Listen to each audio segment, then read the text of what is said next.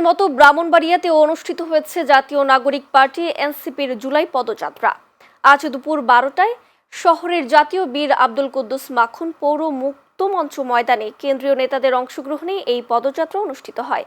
পদযাত্রায় অংশগ্রহণ করেন এনসিপির আহ্বায়ক নাহিদ ইসলাম, সদস্য সচিব আক্তার হোসেন, দক্ষিণাঞ্চলের মুখ্য সংগঠক হাসনাত আবদুল্লাহ, উত্তরাঞ্চলের মুখ্য সংগঠক সার্জিস আলম, সিনিয়র যুগ্ম আহ্বায়ক সামান্তা শারমিন, সিনিয়র যুগ্ম সদস্য সচিব ডাক্তার তাসনিম জারা এবং কেন্দ্রীয় কমিটির অন্যান্য নেতারা। সকাল 10টায় আহত শহীদ পরিবারের সদস্যদের সঙ্গে সাক্ষাৎ। এরপর সকাল 11টায় শহরের কাউতুলি মোড়ে জমায়েত হয়ে পদযাত্রা শুরু হয়।